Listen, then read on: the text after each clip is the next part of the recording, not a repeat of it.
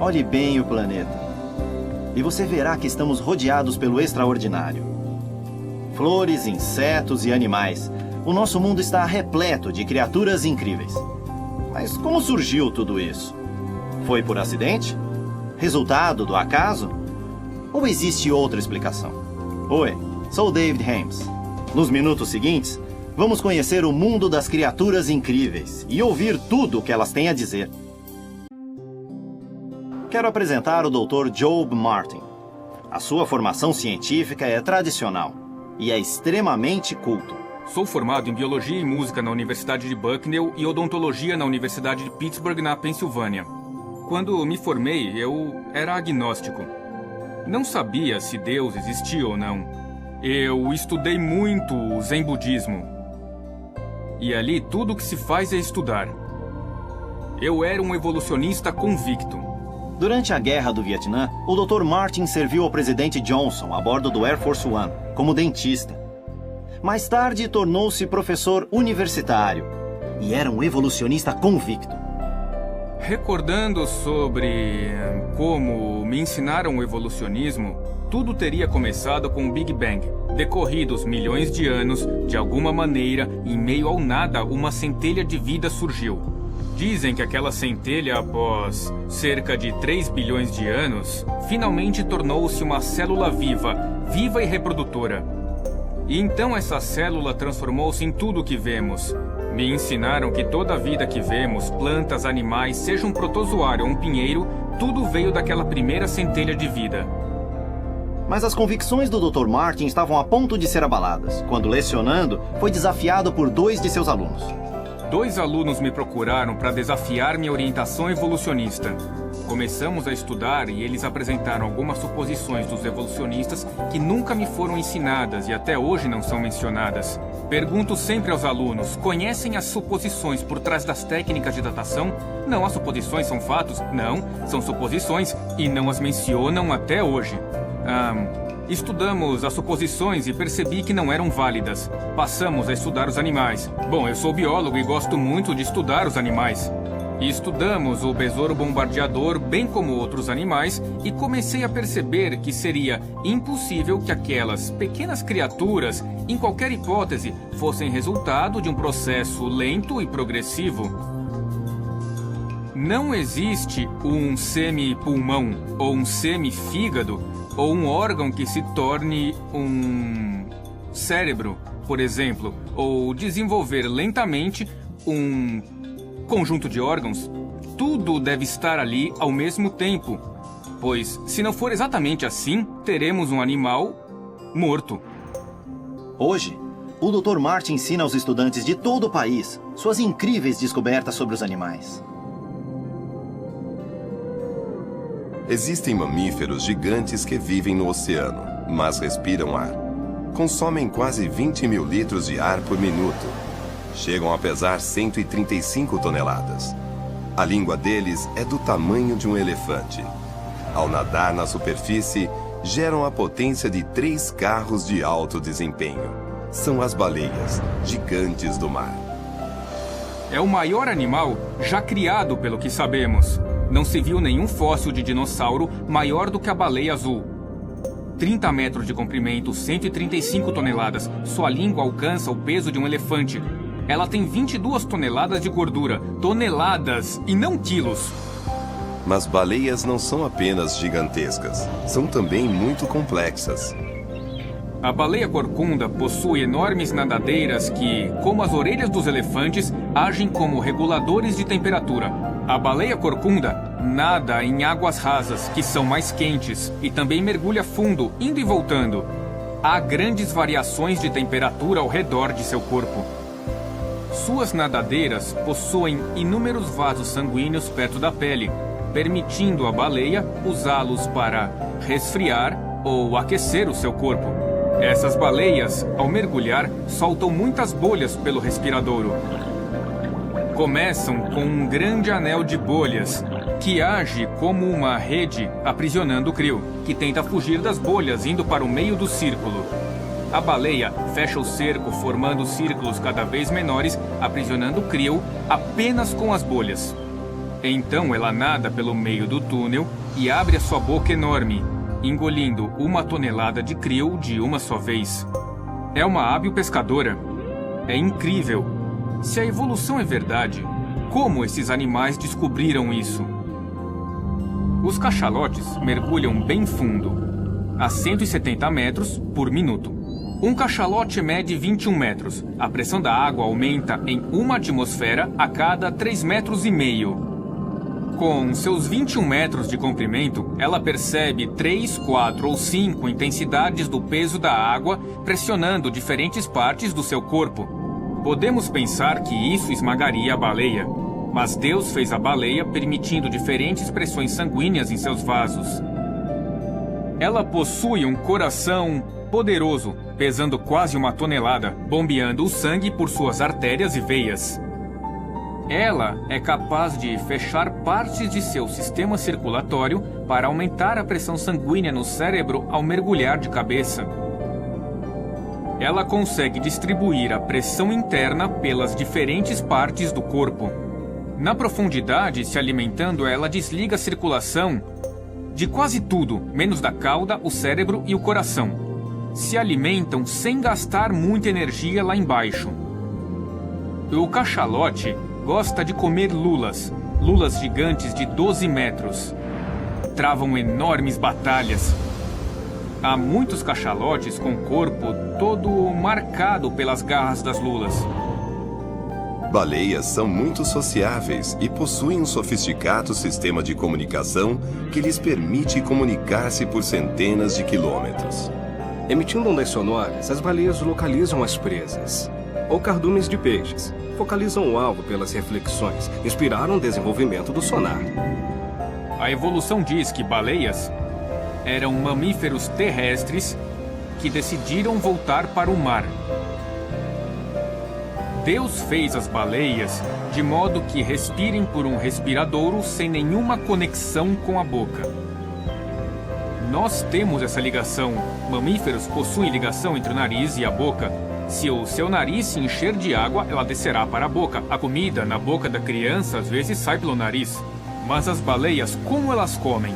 Precisam abrir a boca, às vezes sob enorme pressão, e enchê-la de alimento. Portanto, o respiradouro e a boca não estão ligados.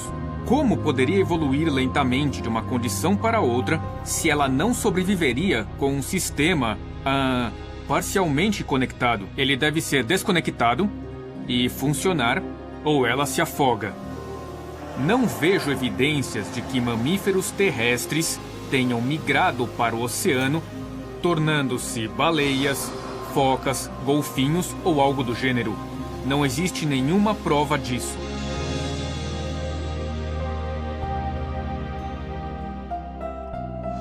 Olha, estou vendo um pássaro que deve ser o melhor navegador do mundo. A tarambola dourada do Pacífico é um pássaro típico do mar Ártico. Pesando cerca de 200 gramas, põe até 4 ovos que chocam em 24 dias. Nascidos os filhotes, esta ave inicia uma corajosa e incrível migração. Como a evolução explicaria um animal migratório que sai de um lugar no verão para outro no inverno? Geralmente a explicação é: digamos que certo pássaro seja natural do Texas. Certo dia o inverno texano esfriou demais e a ave decide ir para o México. Voa centenas de quilômetros para o sul e acha um lugar confortável. Depois volta para o Texas, mas encontra um verão quente demais. Então decide ir para o Kansas. Voa para o norte, procurando um clima mais ameno. A cada ano, ela voa mais longe para o sul ou para o norte, até chegar ao Ártico ou à América do Sul. Bom, a tarambola foge à regra. Primeiro, é uma ave muito pequena, do tamanho de uma pomba. Não sabe nadar e vive no Ártico, no Alasca. Deixam seus filhotes e no inverno voam para o Havaí. Ao deixar o Alasca, elas voam por 88 horas sem parar, porque não há terra embaixo. Voam 3 dias e 4 noites sem parar. Como elas conseguem? Bom, as pequenas aves começam a comer muito, até acumular 70 gramas de gordura. Esse é o problema. É um voo de 88 horas e elas queimam 1 grama por hora. Elas só têm 70 horas de combustível. Exaustas, cairiam no mar sem saber nadar a poucas horas do Havaí. Mas como elas conseguem? Porque Deus as criou para voar em formação, alternando o líder, quebrando a resistência do ar, como fazem os gansos. Assim economizam energia para voar. Não é raro que pássaros desse tamanho percam até 50% do seu peso total, queimando gordura nas rotas de migração. Um feito incrível se imaginarmos um humano de 45 quilos perdendo 23 quilos em apenas 5 dias ao viajar pelo mundo. É algo que mamíferos não podem fazer. Portanto, só Deus pode tê-las criado, porque a evolução não as explica.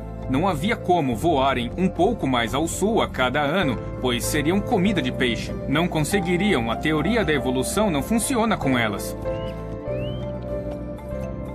Há outro fato interessante.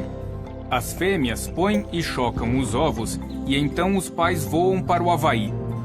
Os filhotes ficam e precisam comer e crescer, juntar forças e acumular os tais 70 gramas de gordura.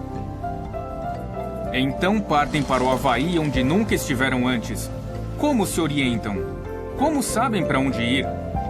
Ninguém sabe ao certo. E se elas errarem, mesmo que um vento lateral as desvie do curso, ainda assim chegam lá.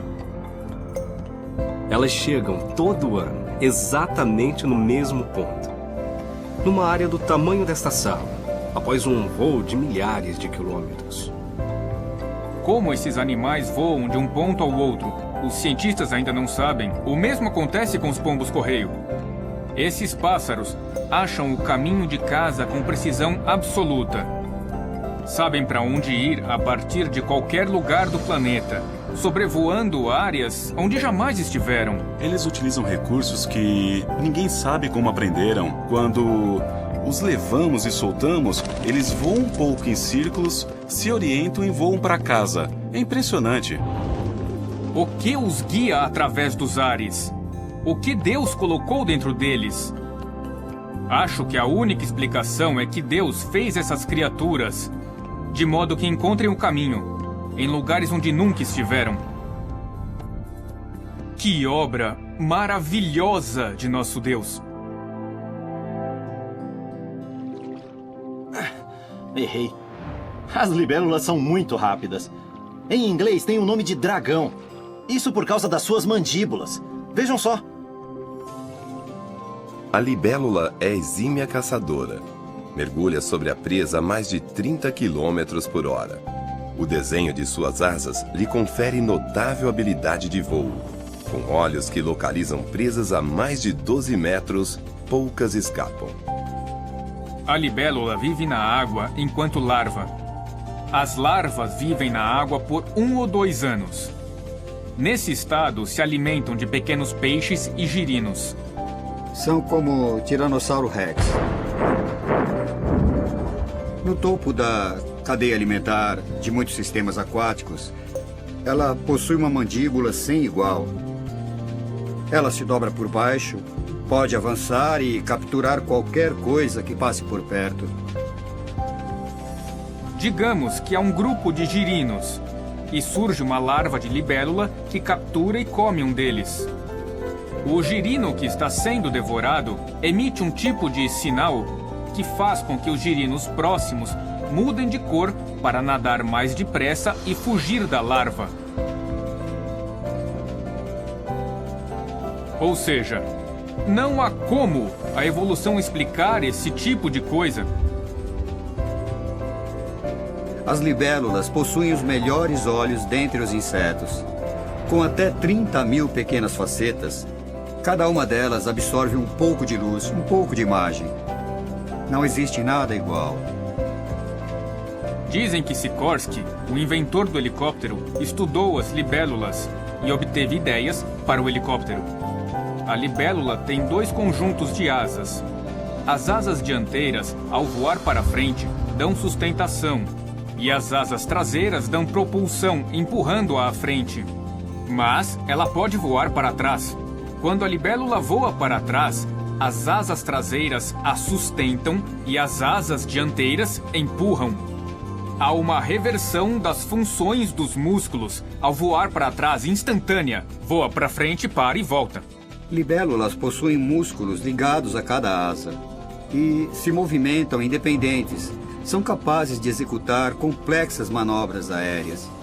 São insetos difíceis de capturar. Até onde eu sei, é o único inseto que, ao virar, vira de corpo inteiro. Observe que, ao voar em linha reta, mantém o corpo reto, o abdômen reto. Quando se inclina para virar, as asas de cima ou as asas de fora, comparadas às de dentro da curva, executam tarefas diferentes.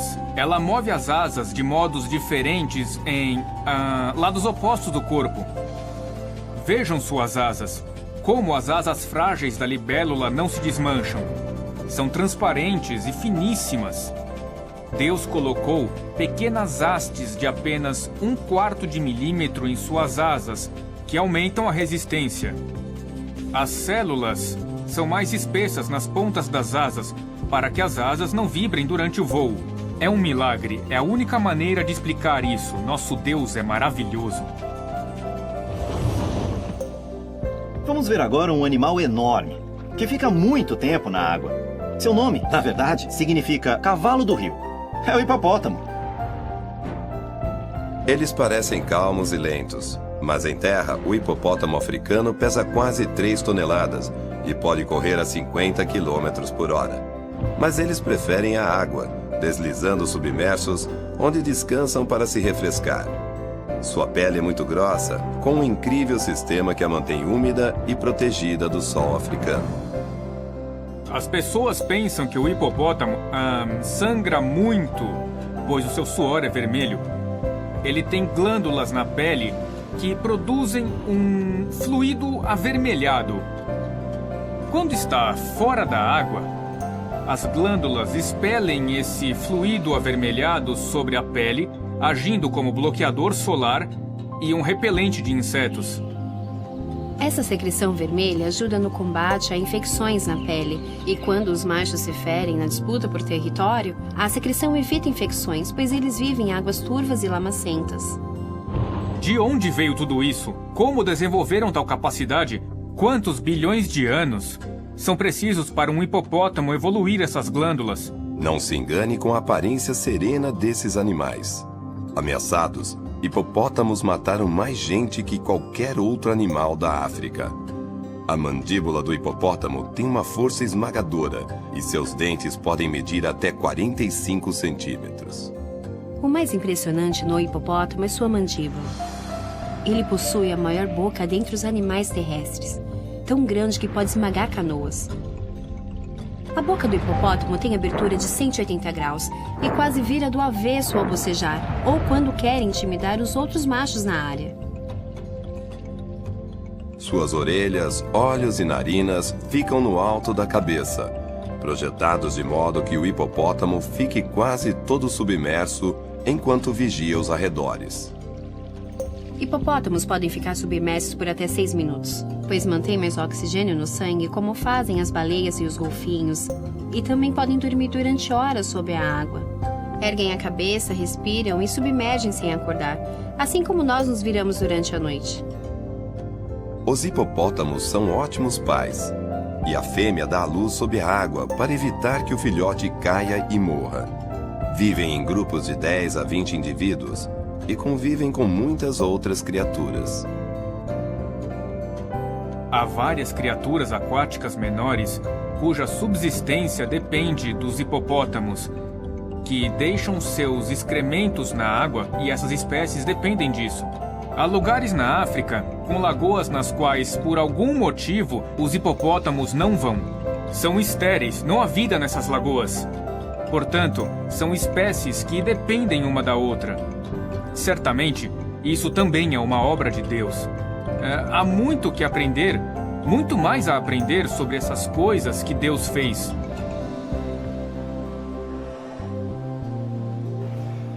Eu vou entrar nessa caverna para procurar vagalumes e insetos brilhantes.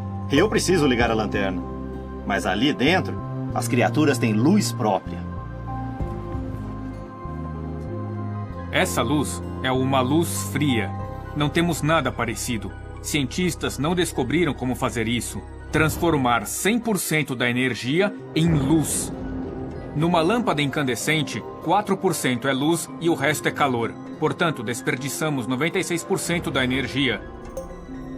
Mas no vagalume e semelhantes, a luz é tão brilhante que os nativos da América do Sul os prendem em cestos que são usados como lanternas nas florestas, de tão forte que é a luz.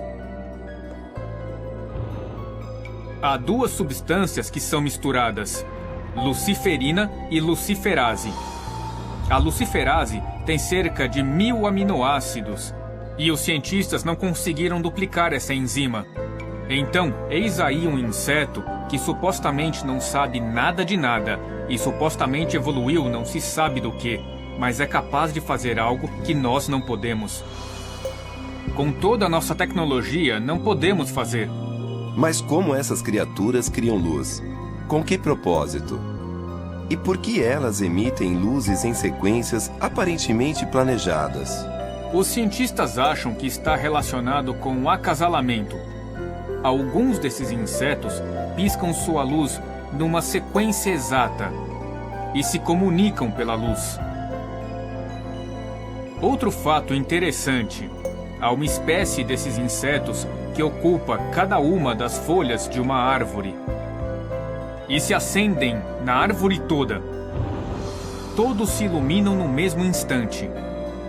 Os cientistas não fazem a menor ideia de como eles se comunicam para acender. Muito bem, é agora. E todos acendem. A luz pode ser vista a quase 2 quilômetros. Iluminam margens de rios no sudeste da Ásia. É realmente um evento fenomenal. Nosso Deus é surpreendente nos detalhes que criou. Ele começou do nada. Nós temos tanto para contemplar. Ele começou do nada absoluto. Criou todos os detalhes e funcionam. Isso exige genialidade, sabedoria e poder. Esse é o nosso Deus, o da Bíblia. Criaturas incríveis! Você sabia que os índios americanos esfregavam vagalumes no rosto e no peito para se enfeitar? Que medo! Acabei de pensar. Estou numa caverna, durante o inverno. Os ursos não hibernam nas cavernas durante o inverno?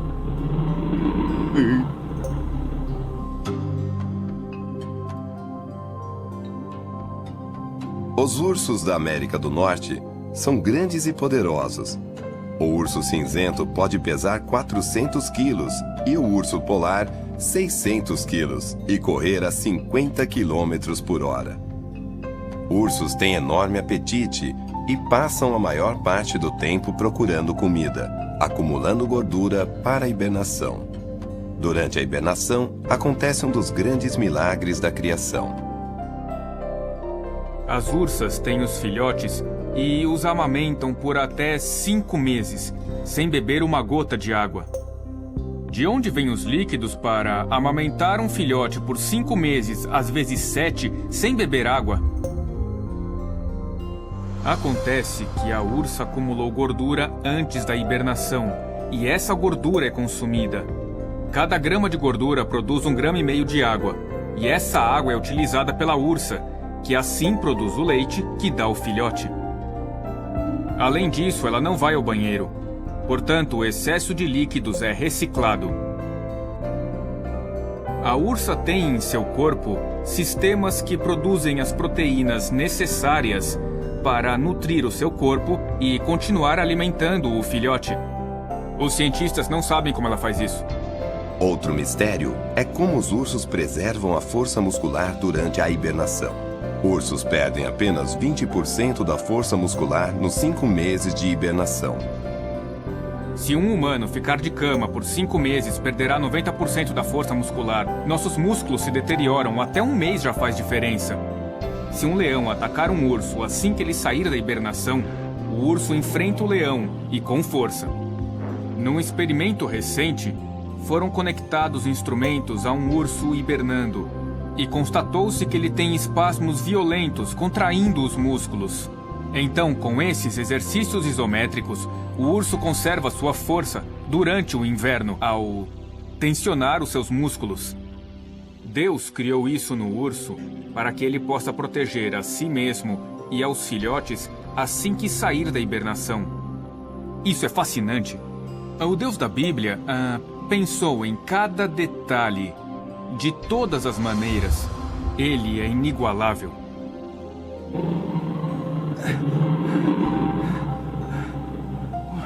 Uau! Acordar uma ursa com filhotes? Seria muita ousadia. Ei, vejam. É uma criatura que não tem problemas para encontrar comida. Porque tudo que ela come é terra. Para uma minhoca, o mundo todo é uma grande mesa de aperitivos. Mas, na verdade, minhocas são mais incríveis do que vocês imaginam. Uma minhoca comum pode consumir 1/3 de seu peso num único dia. Não possuem olhos, mas são sensíveis à vibração e existem de todos os tamanhos. Existe uma minhoca na Austrália com um pouco mais de 2,5 cm de diâmetro, que cresce até 3 ou 4 metros. Parece uma cobra. A minhoca comum, depois de um ano, mede de 15 a 20 centímetros. Quando menino, eu as pegava para pescar. Se tentar pegar uma minhoca, elas andam para trás. Então, ela não só anda para frente, como reverte o movimento para voltar ao buraco. É maravilhoso. As minhocas afofam, arejam e fertilizam a terra. Você pode perguntar como elas fazem isso. A minhoca literalmente cospe na terra à sua frente, amolecendo-a.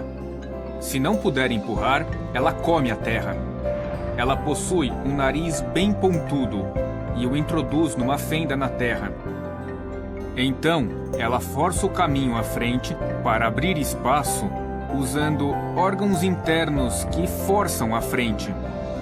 Alguém já mediu que ela é capaz de exercer uma pressão de 1,54 atmosferas e, para abrir caminho, ela dispõe de pequenas âncoras. Ao rastejar, as âncoras ficam recolhidas no corpo. Para avançar, a minhoca expõe as âncoras e então, em segmentos, ela se expande e contrai, avança, crava as âncoras e repete o movimento. Ao puxar uma minhoca, ela expõe as âncoras para se prender ao terreno. Eu li alguns artigos evolucionistas sobre as minhocas e as âncoras que elas expõem são como tufos de pelos. Então afirmam que, ao evoluir, as minhocas foram perdendo os pelos do corpo. Para começar, por que as minhocas precisariam de pelos? E segundo, não há vestígios disso. Elas simplesmente possuem âncoras com a função de impulsioná-las. Por que motivo afirmar que evoluíram de algum ser peludo? As toupeiras, sob a terra, se alimentam de minhocas e geralmente a toupeira lhes arranca a cabeça. Sem cabeça, as minhocas não rastejam, mas continuam vivas. A toupeira estoca minhocas vivas como alimento para o inverno. Mas as minhocas que não são devoradas, com o tempo regeneram a cabeça e voltam a rastejar.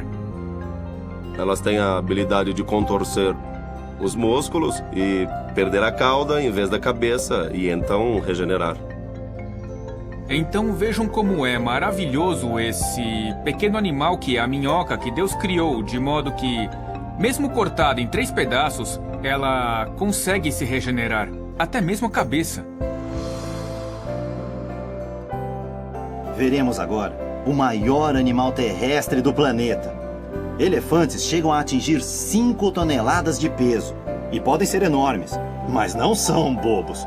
Elefantes são um dos animais mais inteligentes. Há 2 tipos de elefantes. Alguns vêm da África e outros da Índia. Para distingui-los, basta examinar as suas orelhas. O elefante africano tem as orelhas grandes e o asiático tem orelhas menores. Elas são o ar-condicionado deles, pois eles não têm glândulas sudoríparas. Se sentem calor, para se refrescar, basta abanar as orelhas. Deus os criou com orelhas repletas de vasos sanguíneos. Se observar a orelha de um elefante com seus vasos sanguíneos, verá que há veias grossas de 2,5 cm, capazes de levar muito sangue. Eles podem esfriar até 10 graus em pouco tempo. A tromba do elefante, embora pareça esquisita, É uma ferramenta forte e versátil para ele comer, tomar banho e trabalhar. Com a tromba, o elefante pode cheirar e possui um incrível olfato. Ele bebe com a tromba, enchendo-a com muitos litros de água. A tromba tem 6 grandes grupos de músculos, mas é formada por cerca de 100 mil músculos. Um elefante pode erguer mais de 200 quilos, mas é tão sensível com a sua tromba que, delicadamente, pega um pequeno objeto da mão de uma criança. A tromba pesa cerca de 130 quilos. Então temos os 130 quilos da tromba e cada uma de suas presas de marfim chega a pesar 90 quilos. Então temos 180 quilos das presas mais 130 quilos da tromba. No entanto, os ossos do crânio são bastante porosos, porque Deus fez a sua cabeça mais leve para ele ter um peso a menos. Ele não é cabeça dura, pois ela é muito porosa. Deus o fez assim para compensar o tamanho. Observe os ossos das patas do elefante. Parece uma brincadeira de Deus porque o elefante anda na ponta dos pés. É um animal enorme na ponta dos pés, mas não se percebe ao olhar as suas patas. São grandes amortecedores de gordura, tecidos fibrosos nos quais se apoia. Um peso de 5 toneladas exige muito dos ossos, por isso eles têm esses amortecedores entre a planta e os ossos da pata. Seu andar é silencioso. Suas patas foram feitas para abafar até mesmo o andar sobre gravetos. Ele anda e quase não faz barulho. Muitas vezes, os elefantes andam próximos a lagos e rios e suas patas vão atolar na lama das margens até 1 metro de profundidade. Você pode pensar, se a lama o prender, como ele vai sair? Veja, Deus fez a perna do elefante de tal modo que, ao puxar a perna que está atolada no barro, na lama, ela diminui de diâmetro. A perna afina e a pata também. Assim, ele não tem problema algum.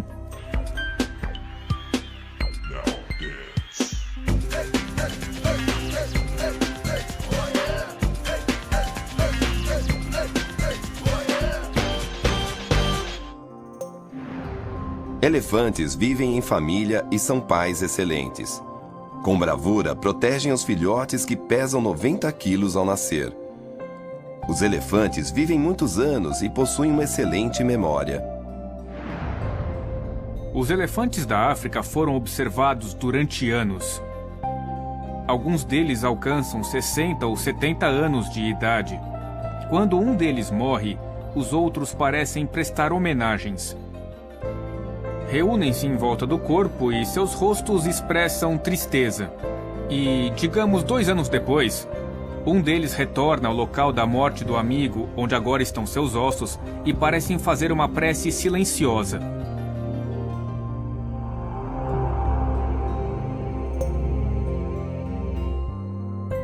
As ideias têm suas consequências. Basta olhar nossa cultura, observar o que é ensinado nas escolas e universidades. Há até coisas que são ensinadas que não são verdades. E sabe-se que não são verdades.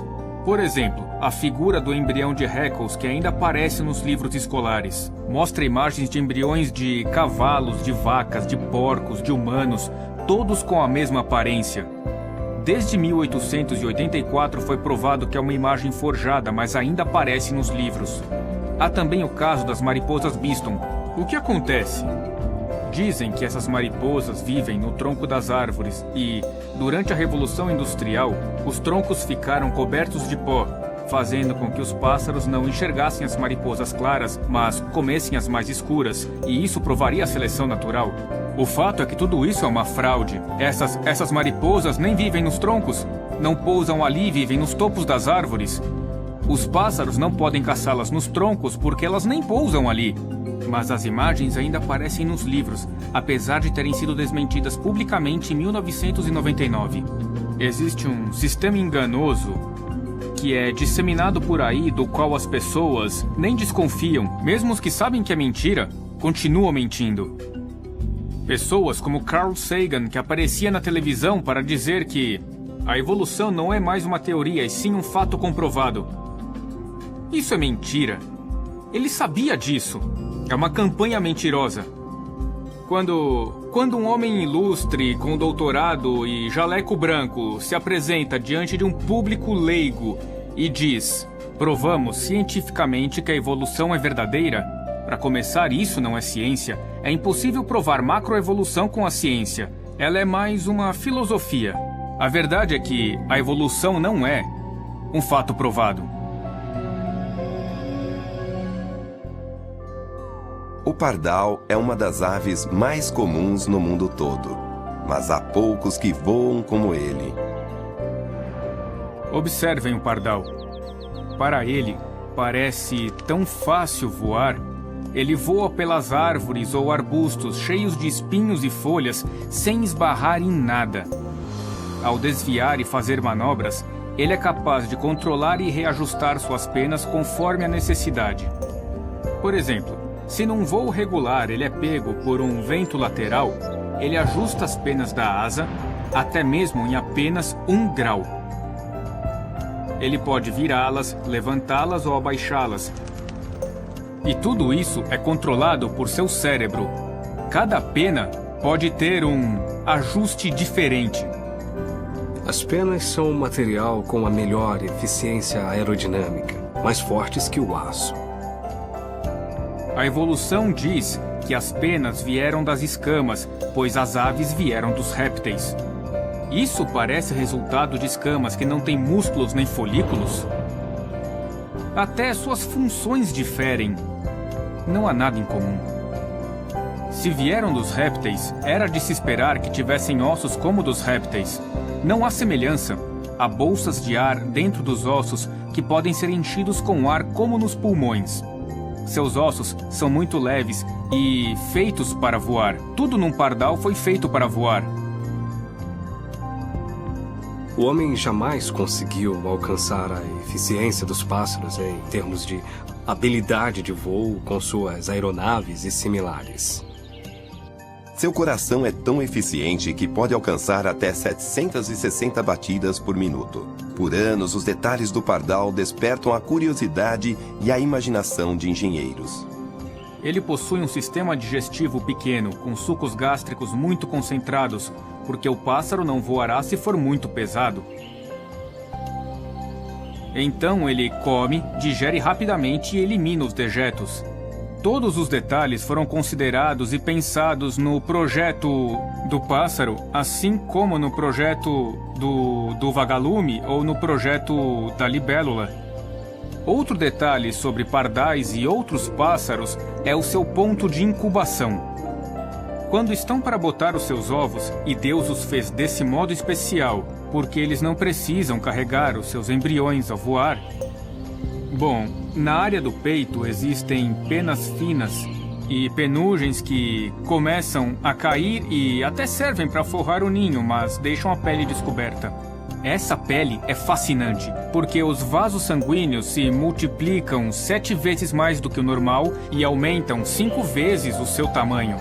Quando essa pele encosta-se aos ovos, de alguma maneira há uma comunicação desde o ovo, através do ponto de incubação até o cérebro da ave. Se por algum motivo os ovos estiverem muito quentes, a ave pode se afastar um pouco. Se os ovos estiverem muito úmidos, há como a ave cuidar disso. Essa comunicação acontece pelo ponto de incubação. Os pinguins chocam os seus ovos sobre os seus pés, porque assim os ovos ficam longe do gelo e da neve e cobrem os ovos com a pele da barriga e com as penas, envolvendo os ovos por todos os lados.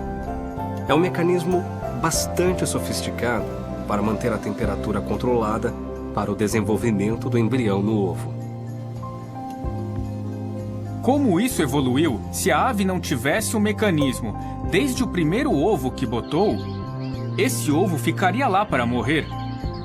Isso refere à ideia da complexidade irredutível. Todas as partes devem existir desde o princípio ou não haveria a criatura. Sem o ponto de incubação, não existiriam os ovos. Sem a capacidade de botar ovos, não haveria a capacidade de voar se o embrião estivesse dentro da ave. Deus pensou em todos os detalhes e ajustes necessários em sua criação para que funcione com eficiência e eficácia e maravilhosamente. Pardais são aviadores incríveis. E por falar em voar, vejam só esse avião. Ao ver um avião, fica claro que uma pessoa ou uma equipe o projetou para voar. Mas existem pessoas que observam essas criaturas incríveis e, estranhamente, não consideram o mesmo princípio. Ao ver esses maravilhosos animais e insetos, fica claro que eles foram planejados em todos os detalhes. Observar tais fatos deveria nos fazer pensar. Sabe, percebo um projeto aqui. Percebo que há arte aqui. Percebo que houve uma criação aqui. Isso é algo que parece ter sido construído. Não me parece que um processo aleatório ou o acaso tenham produzido isto. Isto é a revelação geral. Ao olhar as coisas que Deus fez, deveríamos pensar: quem fez isto? Quem projetou isto? Quem é o artista? Quem é o criador? Isso deveria nos levar à Bíblia, que é a revelação especial.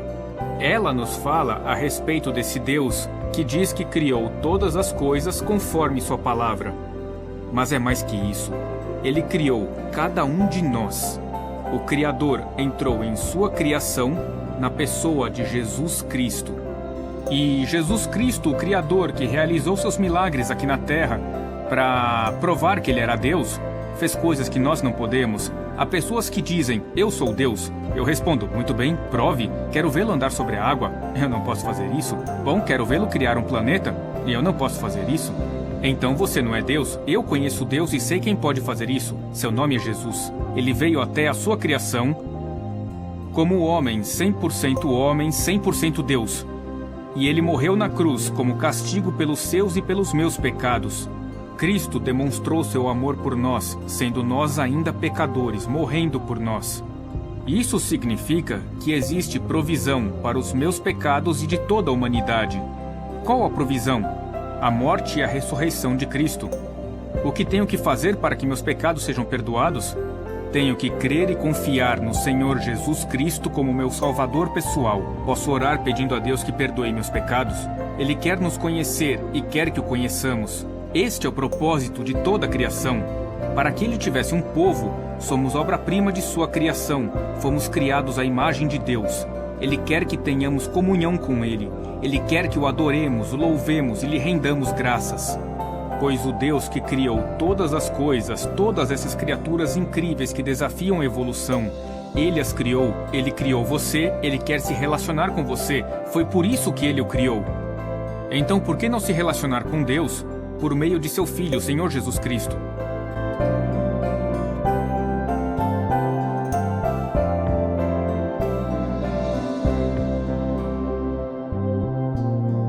Você já sabe, estamos rodeados de criaturas que são incríveis. E quando contemplar esse mundo maravilhoso, saiba que não foi por acaso. Sou David Haynes. Até a próxima.